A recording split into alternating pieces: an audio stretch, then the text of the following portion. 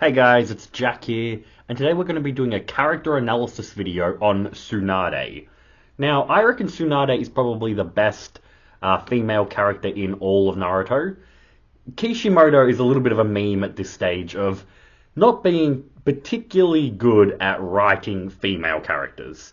And some of it's in bad faith, some of it there's some decent points to go towards that. I do reckon Tsunade, Konon, Granny Chio, and Tamari are probably exceptions to that rule. Quite very well written characters. You have people like Sakura and Hinata and Ino and Tenten and so on and so forth that I won't, sit on this video and say they're bad because they're not. But a lot of them don't really make too much sense in their stories, especially with the other main characters in the Naruto world. But that's a video for another day. Today we're talking about Tsunade. Now, my general thoughts on Tsunade is that she is one of the most interesting characters in just Naruto, so, the original Naruto, not before Shippuden. She drops off a little bit in Shippuden, in my opinion, simply because she doesn't get as much screen time. Like, she's always there in every arc, but she's not doing much. We have the Tsunade retrieval arc, of course, in the original Naruto series, where she was phenomenal in. And then in Shippuden, it's not really until the Pain arc, and just before the Pain arc, her interactions with Jiraiya, and his video will be coming up next week, that she really kind of starts to have a showing in Naruto Shippuden. Let me know down in the comments though if you disagree with that. If you're like, nah, Jack, I thought she was a pretty great character through the whole series. For me personally, she just didn't have as much screen time as I would have liked for not just her character, but for who was Hokage at the time. But that's a future issue in this video. Let's get into what we first know about Tsunade. She is the granddaughter of the first Hokage Hashirama Senju and his wife Mito Uzumaki. So she actually has some sort of familiar ties with Naruto. If I'm not mistaken, she's probably the closest living relative to Naruto. I'm just trying to think. I don't think that there would be anyone closer related to him in terms of blood. Other than with the exception of perhaps like Karin and Nagato and all the others that share Uzumaki lineage, they might have a closer tie with Naruto, but she's definitely related to him distantly. Now, being the granddaughter of Hashirama Senju is just... it deserves a whole video, essentially, because Hashirama Senju is probably the biggest arsepull in all of Naruto. Probably even more than, like, Madara Uchiha. The things that he's able to do, the things that his cells are able to do, are just game-breaking for this series. So the fact that she's his granddaughter automatically gives her a certain level of credibility here. And we'll get into that when we kind of discuss her powers. But she grew up essentially as a princess, being the granddaughter of Hashirama. I imagine as a kid she was very similar to how Konohamaru was. With Hiruzen, I imagine it would have been something very similar there. We know she picked up his gambling addiction at a very young age, which I thought was quite funny when Hashirama gets revived the second time, when he finds out that Tsunade's the Hokage, and he kind of sweat drops and he's like, is the village okay? I thought that was a great scene.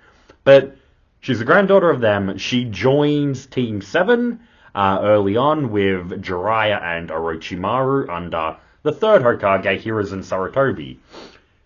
We immediately see parallels with our main Team 7, Naruto, Sasuke, and Sakura. And Tsunade shows this with how she has a big crush on Orochimaru and how she's always beating up Jiraiya because he's being a pervert all the time. So we can kind of see the mirroring parallel that Kishimoto likes to do. So they train under Hiruzen. They quickly show themselves to be exceptional shinobi. They become jonin, they become very renowned warriors, and her little brother, Nawaki Senju, looks to be following in her footsteps. He becomes a genin, he becomes a shinobi, and his dream is to become Hokage. A real lofty, great dream that Tsunade is more than willing to support.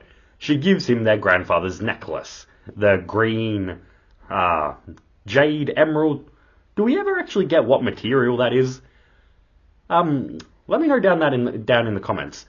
The first Hokage. Do we ever find out what that material is? I'm really drawing up a blank there. I cannot remember. Either way, it becomes essentially almost a cursed object, and we'll get into that in a little bit. It is not a Jujutsu Kaisen reference. They're not bringing out goddamn Sukuna. But I am going to sidebar really quickly here. I don't know how it is possible, because I've just gotten over a sickness like 5 days ago, but I think I'm getting sick again. So all these cuts in this video, it's because I keep going on coughing fits. I think I've already cut like 4 or 5 times. I'm really sorry about that, guys. I just wanted to get a video out. So if it's a little bit more clunky than usual, that's why. I'm hoping it's not as bad as it was last week. Even now, I feel the need to go on a coughing spree. But it's a cursed object is what people are kind of speculating at the moment. Just because she's given it to Nawaki on his birthday, and then he's gone and died. And that later becomes reinforced when she gives it to her boyfriend, Dan. Now, Dan is an interesting character. We never learn too much about him. The most we get is when he gets revived in the 4th Shinobi War. But Kabuto mainly does that to kind of get at Tsunade, rather than... Of course he was an exceptional shinobi, but he wasn't like a top-tier, like, main threat. But Dan wants to be Hokage because he wants to create a village and a world where his loved ones will be protected. He's got a very noble and ambitious goal. And Tsunade at the time has been campaigning to instill the rule that one medical ninja on every team of shinobi, every team of 4. Now you've got to remember, this was in a time of the wars, the shinobi wars. In this case, it was the Second Great Shinobi War. And they didn't really have these rules in place at this time. So what Tsunade is suggesting is like revolutionary to, developing the core team structures of how the shinobi of the Leaf Village will continue to do things into the future. And Hiruzen loves the idea, but they don't really have the resources necessary to bring it into action. But it's Dan, Tsunade's future boyfriend, that stands up and agrees with Tsunade. And that's how their relationship forms from there. Now, it's important to note that it's quite... It's not as in-your-face as something like Minato was in the Third Great Shinobi War, but Tsunade has been credited as being the driving factor of why the Leaf won that war. Now, it's not just because of her insane taijutsu and combat prowess, it's her healing ability. She is the best healer in the entire series, bar none, with the exception of Sakura at the very end. And Tsunade, with her revolutionizing how these teams are structured, how she's combating people like Granny Chiyo, all her poisons and stuff like that, she's saving a lot of her comrades' lives. And it's for this why she was credited for winning the war for the Leaf Village. And I reckon that's a great, great detail. Not only does it add to her level of her prestige as a future Hokage and just a combatant in general, just a driving force for the Leaf Village to have that name behind them. I just thought that was a great scene, and it mirrors Minato in a lot of ways. Now we know that Minato was a lot more flashy about it, pun intended, but I do reckon Tsunade's, you could probably say, was even more important, because Minato won them the war in the Third War through sheer power. But Tsunade is winning this in a way where it will benefit the Leaf Village in the future for generations and generations to come. She was truly bringing out radical ideas that weren't really being taken seriously, and she was the one that showed them, no, hey, listen, you listen to me right now. I'm telling you that this is something that's going to save hundreds and hundreds of lives. This is what's going to be needed to win this war. Let's install this system that I'm talking about. Let's train these medical ninjas up. I'm assuming she had a big part to play in their training, and let's go and save all our comrades' lives. And that's what she does. So that's a huge, huge boon in Tsunade's favor that she deserves all the flowers for. But her relationship with Dan is progressing, and she learns of Dan's dream to become Hokage, and she opens her heart, because at this stage it's being guarded, because she's still dealing with the pain and the trauma of what happened to Nawaki. But she has faith, and she puts that faith in Dan. She kisses him on the forehead, like she did with Nawaki, and she gives Dan her necklace. And with truly unfortunate events, Dan ends up dying as well. Now, Tsunade is there for this one. She wasn't for Nawaki's death, but she was there for Dan dying. She was healing him as he was dying in her arms. And all the time, she's like begging him not to die. Like, it's going to be alright, just hold on, I'm going to heal you. I'm going to fix you up. You're going to be alright. Just kind of giving him comforting words. But unfortunately, fate wasn't on her side that day, and he died in her arms. And it was this second loss that truly kind of cascaded her down to just a cynical pool of depression and apathy and just self-loathing and just hatred at a lot of things in her life and in the world that they're living in. And she also develops a fear of blood from this, because as she's doing it, she's got blood all over her.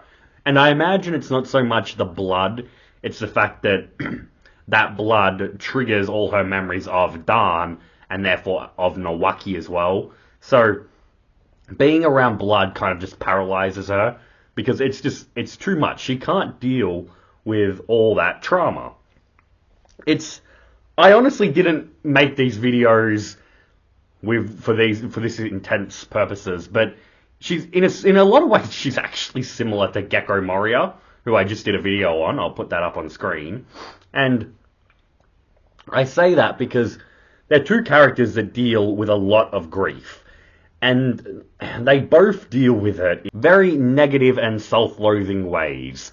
Moria becomes really lazy and loses his drive to do things for himself, and Tsunade kind of falls into an even bigger gambling addiction, drinking, not taking anything seriously, living day by day in an apathetical, cynical, just fog of just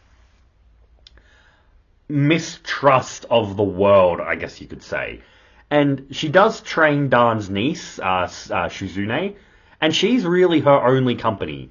And she probably is, you would imagine, Tsunade's sanity through the years that those two are traveling together. Like, without Shizune there, you could probably give a good argument that Tsunade may have unalived herself. Now, we've seen this happen before in Naruto with people like Sakumo, Kakashi's father. But we know that her biggest desire was to join her loved ones again. So, without Shizune there kind of providing some form of light in Tsunade's life, I could have definitely seen Tsunade doing something like that, unfortunately. Now, that's wild, just headcanon speculation. There's no true proof to that. But just from what we do know and see of Tsunade, I don't reckon it's implausible. With how much we're going over grief and depression and all this stuff with Moria and Tsunade and Kakashi, it's kind of sad seeing in anime, especially in the big three, how many characters are just truly broken. Well, I won't say broken, because I don't believe anyone's truly broken, but living a lot of their life in a broken state, how miserable their lives have been for a lot of it, how much pain and trauma that they have to deal with. I made this channel to talk about goddamn anime, not to come up here and give you guys a freaking counseling session. But either way, we can't talk about these characters without bringing it up. So, anyway, after Dan dies, like we said, she leaves the village with Shizune, and she's not seen from again. She leaves in the middle of the Third Shinobi War, meaning she wasn't around for the Nine Tails attack. I mean, to be fair, neither was Jiraiya. But she could have played a very pivotal role in sparing lives when the Ninetales attacked. She could have also been there as a caregiver for Naruto, as a close kin member to him. Now, I honestly don't blame her for not being there like I would Jiraiya. I mentioned him in my Minato video, but Jiraiya doesn't really have any excuses for why he didn't let Naruto know he was in his life. I'm not saying he needed to parent him, because we know he had other obligations, but the fact that he wasn't there at all just to let Naruto know that he did have family is kind of bad and very kind of inexcusable. But with Tsunade, she wasn't like, she's related to him, of course, but she's not, a direct kin. She wasn't named his godmother or anything like that. And while Jiraiya had all of his own trauma, Tsunade's kind of seemed to kick her down harder than it did to Jiraiya. Now, I'm not here coming on to debate whose pain is worse and everything like that, but just from what we see of the characters, she definitely seemed to be more in a downward headspace than Jiraiya was, even though Jiraiya would have been suffering a lot from the loss of his student. Either way, she wasn't there when the Ninetales attacked. And we first see her in... I actually forget what town it is. I'm completely blanking on it. The one with the massive tower that gets destroyed by Orochimaru. I'm not sure. Let me know that in the comments. But she's there with Shizune, and she starts getting really good luck at the casino.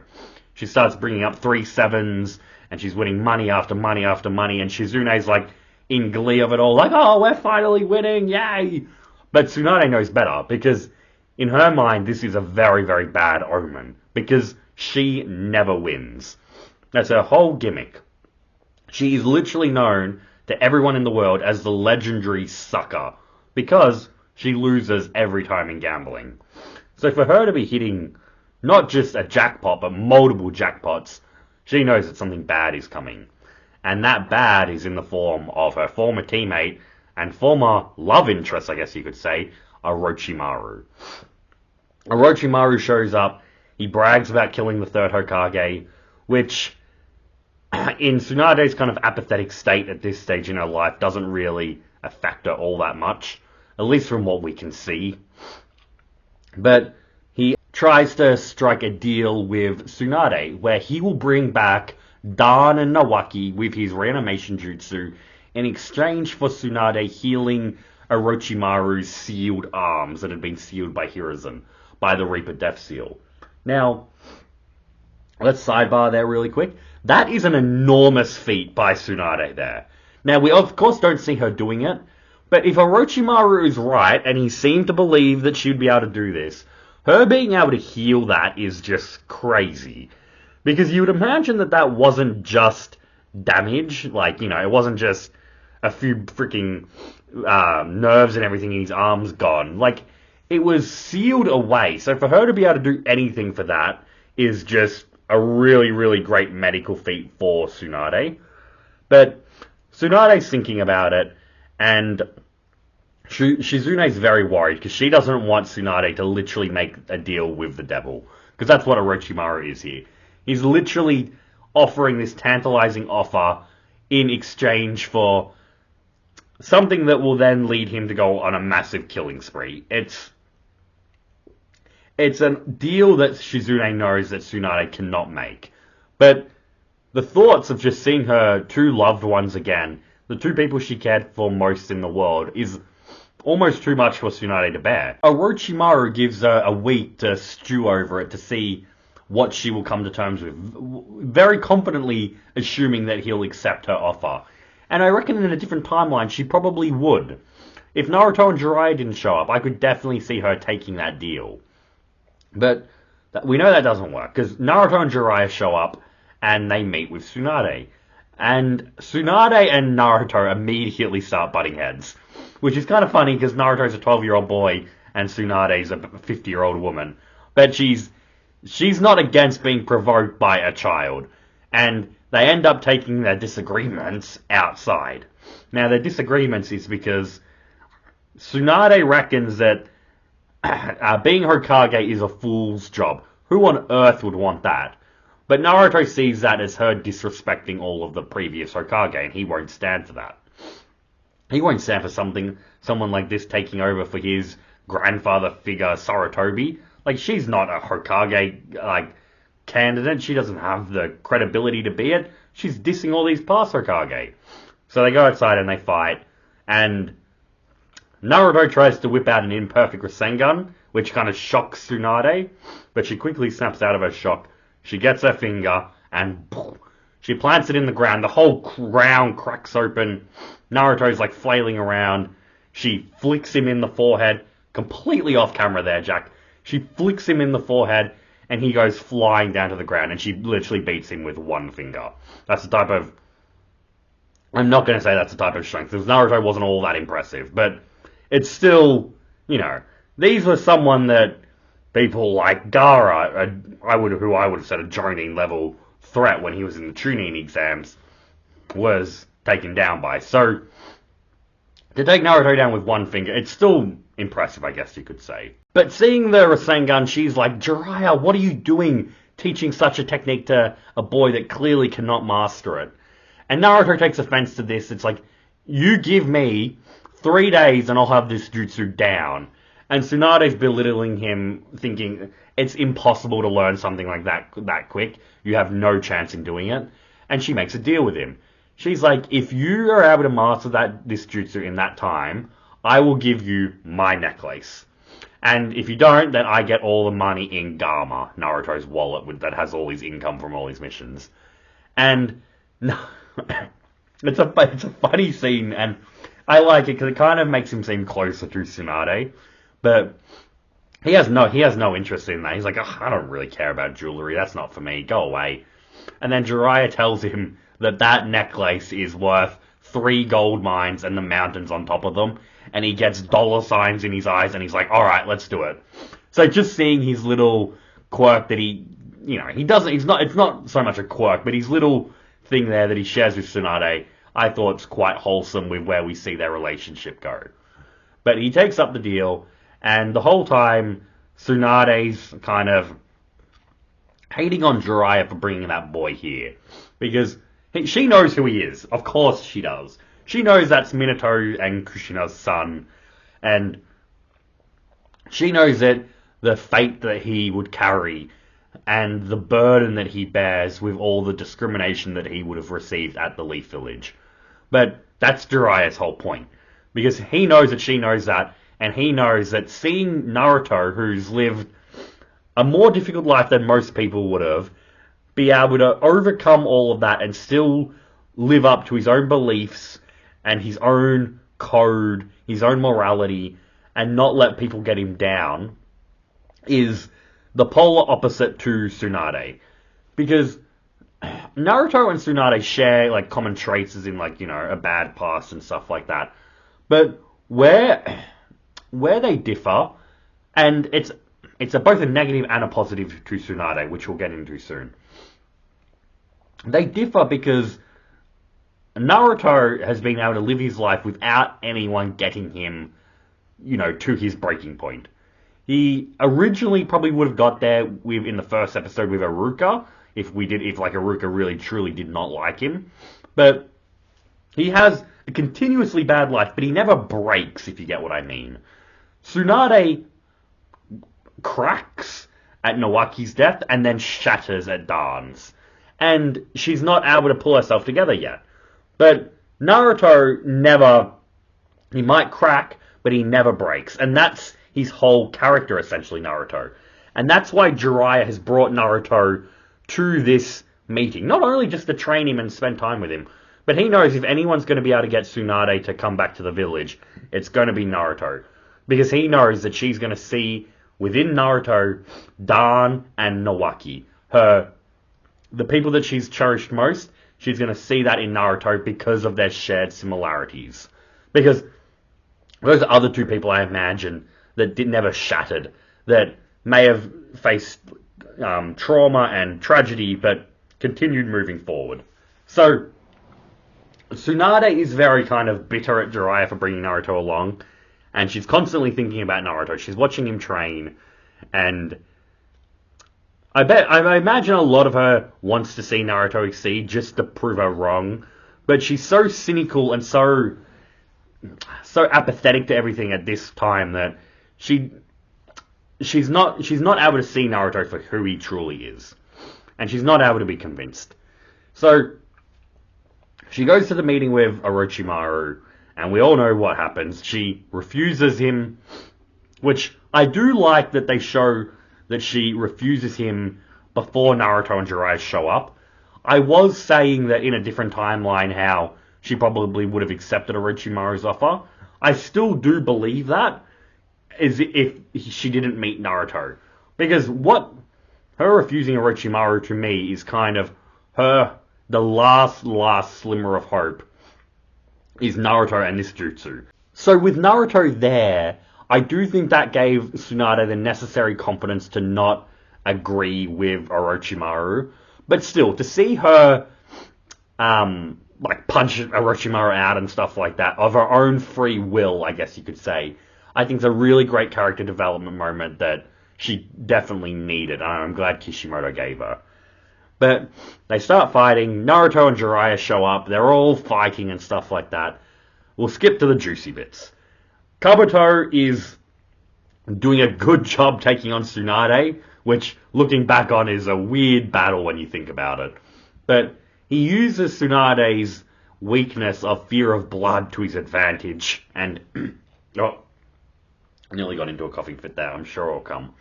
He stabs his hand, blood goes all over her, and she's paralyzed, and he's like kicking her while she's down and stuff like that. Just going to show how much that trauma did affect her. So much so that an enemy in front of her that she was resolved to fight just before, she's just letting him wail down on her because of this fear. So Kabuto's having his way. Naruto shows up to protect her, and Tsunade eventually, she sees what's happening and she's pleading to Naruto to stop fighting because Kabuto's being referenced to Kakashi level. Naruto doesn't stand a chance. And she's being like, "You're a fool, get out of here, you're not going to be able to beat him," and all this. And Naruto has one of the best... This would probably be top 5 moments in the original Naruto series. He's like, you don't worry about me, Granny, I've got this. Shadow Clone Jutsu. He's had enough of this, he goes to skewer the kid. Naruto puts his hand up, the kunai goes through it, and he grabs onto Kabuto's fist. And this is where we get the badass moment, because he he uses the Rasengan. He uses his Shadow Clone to form the Rasengan for him. Because like he was talking about with, the better example is with Kakashi, trying to look right and the left at the same time. So he needed a Shadow Clone to help him. And the ingenious way to get around his limitations at the time by using the Shadow Clone Jutsu was just Naruto's trickster nature just shining through. And he forms a Rasengan, and no one can believe it. He smashes Kabuto with it, and Kabuto goes flying. Tsunade's there in shock. The fear of all the blood on her is gone at the moment just because of how the sheer audacity that a boy just learned this technique in less than a week. And she's like, "I can't believe it. That is impossible." Orochimaru's having the same thoughts about how can a child learn a technique like that? That is unprecedented. And he's like, that can't be allowed to go on. Because as Kabuto was getting blown away, he struck at Naruto, and he severed his connection with Kurama for a time. So Naruto isn't able to get the healing benefits from Kurama, so he's dying. And Tsunade is trying to heal him and stuff, but she's not able to do it at the moment. And Orochimaru swoops down and tries to finish off Naruto because he knows what the Akatsuki's plans are, and Naruto would be a threat to that. So it's better for Orochimaru if he wipes him out. Jiraiya is not able to stop him because he's been weakened by Tsunade's poisoning of him. If you know, you know. Well, she slipped him a roofie essentially, and he's only at like half strength. But Orochimaru flies down, and this is where we get the best character development in Tsunade's arc, period. She jumps in front of Naruto and she gets impaled by Orochimaru's sword. Orochimaru is shocked that she had the nerve to do that, and he kind of retreats a bit and says to her, like, you're the last person I want to kill, like, back off. And she won't listen to him. But Orochimaru goes to cut Naruto again, and she jumps in the way, and she gets sliced. And this is what's going on. Orochimaru keeps cutting Tsunade up, not being able to fathom why she'd go to such lengths for this boy. And she's been able to heal Naruto, but he's still unconscious. She gives him his like necklace and everything like that, gives him a kiss on the forehead. And it shows that Naruto's ability to master the Rasengan is what she needed to see. Not just that, obviously. The fact that he would stand up for her and protect her would be just an added benefit. But she sees the person Naruto truly is. And she, for the third time in her life, is putting all of her faith, not just some of it. She goes, when Tsunade does something, she dives headfirst into it. And she puts her faith in Naruto. And she stands up and she's like, I've almost completely forgotten. I've been chosen to be the 5th Hokage. And she uses her Mitonic Regeneration technique, a jutsu that Orochimaru has never seen. She heals all her injuries immediately with cellular regeneration. And she starts going to pound town on Orochimaru. Not like that. But she's beating up Orochimaru. Orochimaru can't do much. They get into a 3-way deadlock, which should be noted in the Second Shinobi War. The reason why Tsunade and Orochimaru and Jiraiya are known as the Sanin is because they use this technique to defend against Hanzo. Hanzo is one of the most powerful shinobi in the series, especially for that time. And to not even, like, they didn't beat him, just to survive against him is such a feat that the whole world consider them legendary after doing that. It's the best thing about Hanzo hype is when we find out that Pain, like, killed him by himself. That is just great story writing in the sense of they've just, like, made Pain this ginormous threat. That's a Pain video. Don't go on a tangent, Jack. So they get in their 3-way deadlock and they've got this great fight. One of the best fights in the original Naruto. And, Orochimaru is forced to flee because he just can't beat 2 of the Sanin, and he pisses off. Now, if you're wondering why I'm not going too in-depth with it, because we don't need to make this video any longer than it already is going to be. Probably 40 minutes these days, that they tend to be.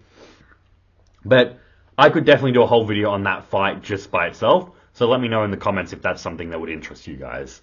But Naruto heals up, and Tsunade informs him of her decision, and they travel back to the Leaf Village together, and she becomes the 5th Hokage. Now, Tsunade and Naruto's relationship here. I mentioned before that Tsunade, like, shattering, like, cracking and shattering, all that, analogies and stuff like that I used.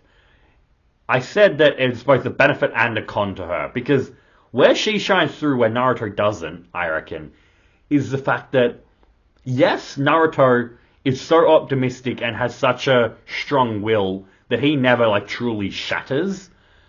But there's something to say for Tsunade completely shattering, and then, because you could even say that, I said she cracked with Nawaki, that's probably a little bit unfair. You could even say she shattered with Nawaki as well. Either way, she completely breaks down in 2 times in her life, and it takes her quite long after the second time, but she's able to pull herself up from that. That is something that Naruto never really had to do, because he was never truly in that position, at least in my mind. Now, he did have it with Hinata, obviously, in the Pain fight, but that's a different circumstance, because that's, like, happening in the moment. That's not something he's been forced to live with. So, and, like, there was Neji and stuff like that, and Jiraiya, obviously, but we don't see Naruto succumbing to that, because that's just the type of person Naruto is. And that's what makes him Naruto, to be fair. I'm not, like, shitting on him here. But to see Tsunade be able to restore her faith 3 times, is just a truly good showing for her character that she's able to do something like that. Because that takes more inner fortitude than most people ever will have, and I'm talking about, like, real-life people here. Things like the grief that she would have experienced destroys a lot of people's lives. The fact that she was able to come back from it 3 times and not just come back from it, but have an even stronger faith from like where she was previously in Naruto's dreams is just truly, truly beautiful. The fact that she's able to live out her other loved ones' dreams and become Hokage and do that for them, it's Tsunade is essentially like the biggest dreamer in Naruto in the sense, and that's like that might sound crazy because it's like Jack, Naruto, and everything wanted to create world peace and fight off hatred and become Hokage and all this type of stuff, but there's something truly special about Tsunade, I reckon, in that she's not so much caring about these dreams for herself, it's for her loved ones. And when she has those loved ones, she'll give 100% of her being to them. Like, I don't know the best way to word it. She's basically the woman that keeps dreams alive. She's the biggest dreamer in the Leaf Village, in my opinion, in a different way to how Naruto is. Like, the way her dreams are for the people around her, essentially, rather than Naruto's who's for himself. Now, that's not me saying like Naruto's selfish or anything. It's just, I love how Kishimoto represents Tsunade and her own will of fire, I guess you could say. Because her will of fire, unlike the other Hokages, goes out, like we were saying. That's probably a better way to say it than like her shattering. And for her to refine that spark all that time and keep that dream alive for her loved ones, to give herself completely to her loved ones' dreams, I think is just a truly, truly beautiful, a beautiful way that Kishimoto decided to take it all. But I'm going to skip over some stuff coming next and just briefly touch on it, because this video is going to be way too long for details that aren't truly, truly necessary. She organizes the Sasuke retrieval team. She compliments Shikamaru after the mission's over, after she's gone out of her way to save a lot of the Genin, which, the fact that she's overcome her trauma of blood allows her to be the greatest healer in the series again.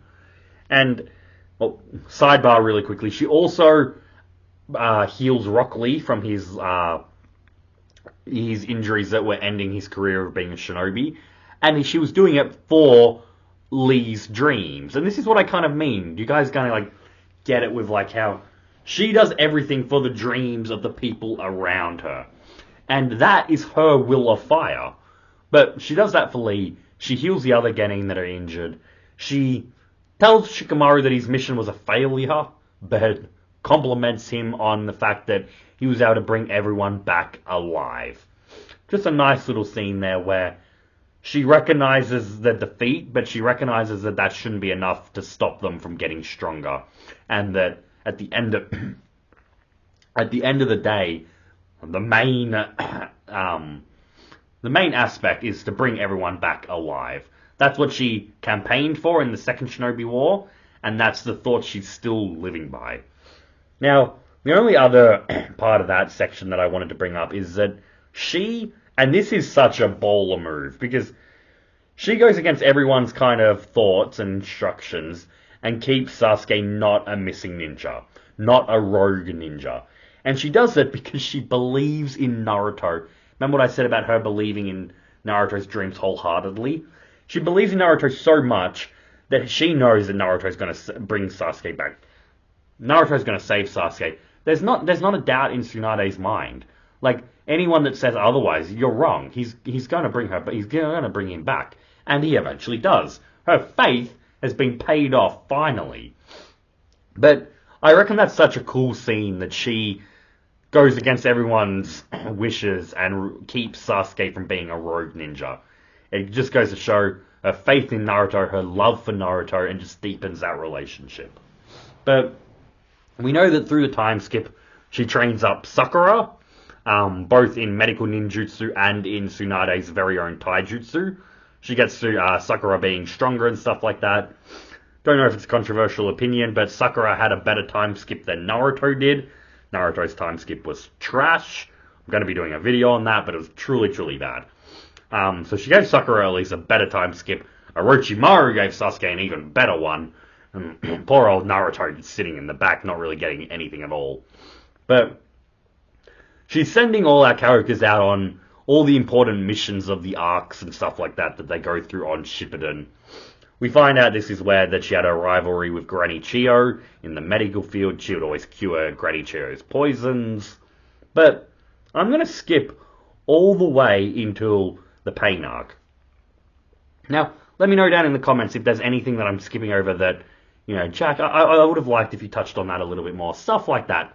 Just so I know how you want future videos like this to be. But with Tsunade in particular, there's not anything like really important, at least that I find, up until the pain arc. Because the pain arc happens, and right before it, I should say, actually, she has a conversation with Jiraiya. Because Jiraiya tells her he's located the Akatsuki's headquarters, the Akatsuki's leader's headquarters in the Hidden Rain village, and he's going to go there alone. And Tsunade's really worried about him, because she doesn't want her last teammate to die. And they're talking, they're having a heart-to-heart, probably the most heartwarming conversation they would have had in years.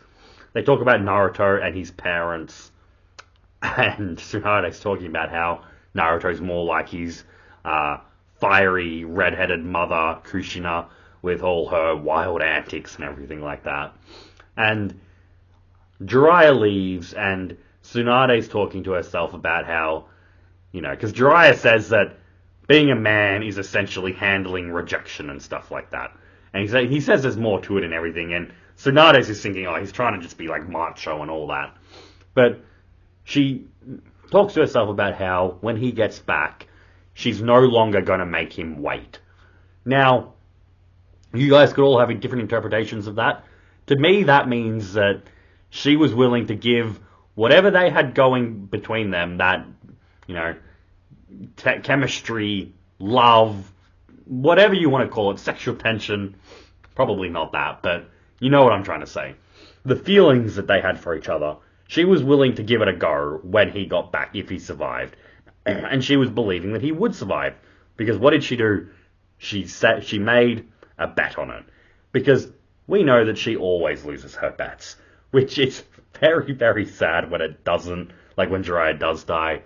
It's like that was very low-key, a very emotional moment. Me going on my 10th coughing spree was not emotional. But it's neither here nor there anymore.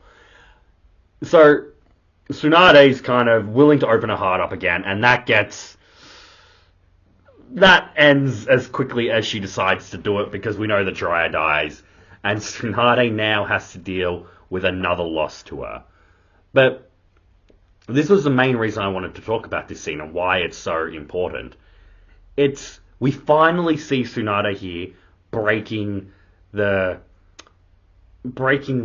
the right word here? Breaking the system, breaking the mirroring that her life was going through. There's a proper word that I'm just completely blanking on. Whatever, you know what I'm trying to say. Because she's giving herself a different future.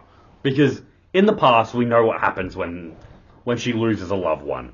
She breaks down, she loses her will of fire. I like that symbolism better there. And she becomes a shell of herself. But finally, her faith in Naruto, her desire to be a proper Hokage and to make a path for Naruto to complete his dreams is so strong that she doesn't let herself break. She handles her grief over Jiraiya very, very maturely. She's by no means less sad or anything like that. She's known Jiraiya longer than anyone. Nearly 50 years she's known him for. And she's mourning the loss of her friend and potential love interest. But she's dealing with all this sadness and all this grief maturely. She doesn't let it affect her from being Hokage, from helping the village, from being there as a support for Naruto, even when Naruto's kind of blaming Tsunade for that. That would have hurt Tsunade, but she doesn't get all, she doesn't resort to her usual like being hot-tempered and challenge Naruto back. Like, what did you say, you little pipsqueak? She lets Naruto get it out because she's being the mature one in the relationship that these two have here. She knows that Naruto doesn't mean it, and that he's dealing with all the grief that she's dealing with. And she's probably, once again, we're not going to, compare who feels the effects of Jiraiya's death more. But she did know him for over 4/5 of her life, essentially. Over 40 years, probably like 45 years and stuff like that if you take him to the academy and everything.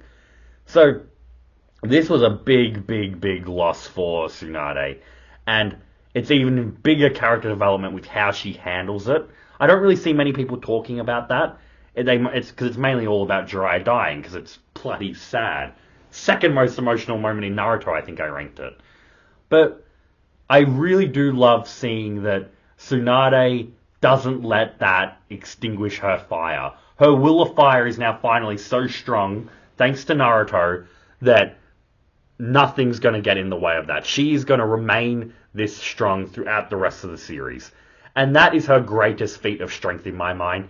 And we are going to go over like her powers and everything, but the fact that she's finally reached that point in her life just shows that it's never too old to do that, and that it's just great writing from Kishimoto. A good show of, if we're taking Naruto's words, of never giving up. That despite all the tragedy you'll face in your life, that you'll always, if you just believe and if you keep putting one foot in front of the other, even if it takes you 20 years, you're eventually going to overcome it and become the type of person that's able to handle the stuff that life throws at you. So it's just a beautiful, beautiful moment from Tsunade there, especially with not resorting to her usual hot temperament with Naruto and stuff. It's just, Kishimoto deserves all the flowers for what he was able to do there. The other scene that I wanted to talk about is, she summons Naruto back to the village, even though Pain's there to capture him, just foreshadowing what she does later on in the war. Once again, I'm not going to hamper on about it like a broken drum, but just the sheer faith that she has in Naruto's dreams, it's crazy. Oh, and I misspoke there, not Naruto's dreams, faith in Naruto himself to not let something like this stop him from reaching his dream. Because she knows that if anyone's going to help save them, it's going to be Naruto, because that's what she sees in Naruto. Naruto talks about the sons and everything in his life, his mum and dad and stuff like that. Naruto is Tsunade's son. Naruto is Tsunade's will of fire, if you will. But she shows just how important that she is to the village as Hokage, because as Pain invades the village, she essentially sacrifices herself, not to the point of dying, but Pain unleashes his Shinrei Tensei to destroy the entire village, which he does, but no one dies. Because Tsunade has exerted all of her chakra and used what's her summoning name? Katsuyu? Katsuyu, I think it is. Correct me if I'm wrong. To defend everyone in the village. She spreads herself to everyone, and she's like putting healing chakra into them all, probably helping their durability as well. And any injuries they get, she heals up, and no one dies from that one attack. I shouldn't say that. Probably some people died, but she saved a large portion of the village. And that, what better act as a Hokage is there? That's essentially the embodiment of being a Hokage. I made a Hiruzen video where I questioned whether or not he was a good Hokage. Tsunade has tons and tons of faults with her gambling and not wanting to do paperwork and being a bit childish and lazy and all this. But at the end of the day, she's willing to risk her entire life to protect everyone in the village. Her will of fire burns just as strong as any of the other Hokage. You could probably make an argument that it's even stronger than a lot of the lineup of Hokages that we get. She is really a great Hokage. No, not stopping, I got through it. And that shouldn't be questioned. So she sacrifices her there, she goes in a coma. That gives rise to Danzo becoming pseudo Hokage for a short time. All the events there happen. We'll just briefly talk about, she enters the war. She becomes one of the leaders of the Allied Shinobi forces with the Raikage and everyone. She's there with the Raikage when they confront Naruto and B, and she's originally standing on her new role and not letting Naruto go into battle, but she quickly sees with Naruto's motivations and his actions that no, you know what, the boy that I've always had faith in, I'm going to continue and have that faith in him, and I'm going to support his decision to go into battle. And the Raikage is disagreeing at that time, and they're like butting heads. And the fact that Tsunade would completely go, go against the authority that she was given, the largest authority that anyone in the world has ever been given, the leader, like one of the leaders of the Allied Shinobi forces, for Naruto. I said I wouldn't keep bantering on about it, but we can kind of see why she's like the woman that kind of carries the dreams of the Naruto world. It's just truly beautiful seeing the love that she does have for Naruto. She's the mum or the granny, essentially, that Naruto just really always needed. I would have loved to see more like slice of life moments between the two of them. That would have been really, really cute, because she is one of the main relationships that Naruto has in his life. And we just don't see too much of it. But whenever they're on screen together, they have like instant chemistry there. And I know I'm talking about an animated character. But she lets Naruto go on her way. And other than that, she joins the fight against Madara. Madara versus the 5 Kage. I'm not going to dissect the fight play by play, but they don't do very well. Madara bodies them. Tsunade is probably the second Kage that has the best showing after the Tsuchikage. And I won't say I'll skip over it, because I'm going to touch on it when I go into her abilities. But as for her story, she gets defeated there. She gets cut in half. I forget the actual word for that. Bifiscurated or something. Does it start with B? Put it down in the comments what that word actually is. But they all get beat. Orochimaru, surprisingly, is the one that comes and heals her up, or helps heal her. And she goes back into the battle, but she doesn't do it of anything of consequence. She eventually gives the title to Kakashi, the Hokage title that is. Kakashi then gives it to Naruto, and Tsunade can then live the rest of her life in peace, knowing that she finally backed the right horse. Her faith had finally been paid off, and Naruto became the Hokage that she always knew that he was destined to be. And that really does put a nice little bow on Tsunade's character, that the boy that she's come to care about so much, the spitting image of her brother, is finally living out all of her loved one's dreams. So that is just truly, truly beautiful. And that's a nice spot to leave her like story and personality and relationships and all that type of stuff. I've pretty much touched on all of it. I don't want to just keep talking in circles, because as we all know, these videos are no longer scripted, and it's something I'm prone to do. But let's just get into her powers and how strong she is. A lot of you are probably thinking, oh, how does she rank up with the other Hokage? Not well. There's not much getting around it. She probably is the weakest Hokage, and that sounds like such a diss on her. But if you're ranking all the Kage with how strong the Hokage is, she'd probably be in the top 10, if not the top 10 strongest Kage, just outside of it, but probably top 10. Like, people like the Tsuchikage, and potentially like the second Mizukage, and stuff like that may have been up there as well, but should be around that 10th spot.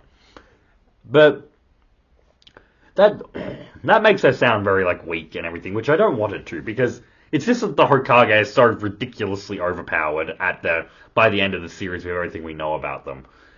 She, like I said, she does the second best out of all the Kage against Madara. She's so strong that she's able to punch through his Susanoo, which is insane when you think about it. Her essential immortality, at least for the brief time that her jutsu is activated, makes her absolutely lethal in hand-to-hand combat. That, accompanied with her greatest like strength out of like anyone in the series, just means one hit and that's all it takes to kind of like take you out, unless you're like a god tier opponent. But she has healing expertise, she has insane physical strength, quite possibly like the greatest out of any kind of normal character, not including gods and stuff like that. She would have the greatest physical strength, um, and her immortality essentially. Those are her three main ways to fight. And I'm classing medical ninjutsu in there because she would definitely be able to do like the little things that Kabuto can with like the scalpels and and like doing internal damage and stuff like that. So I'm going to include that in it. But those are her main. She's a brawler essentially. She doesn't sit back and fire off ninjutsu or anything. She gets right up into your face and she smashes it. Her her big heavenly kick of pain where she brings her foot down and just makes an entire like crater in the ground. She's got some truly, truly impressive physical strength. And her regeneration ability is, in the Mytonic regeneration, is probably the greatest in Naruto, that regeneration ability. Even Madara's impressed. Well, it wouldn't be greater than Hashirama's because he could just do it whenever. But it's so great that Madara compares it to Hashirama. And that's just a nice little feat for Tsunade to have. Like, this is a tough thing with Tsunade. She fights Orochimaru, as we know, but that's not all that impressive because Orochimaru was heavily crippled.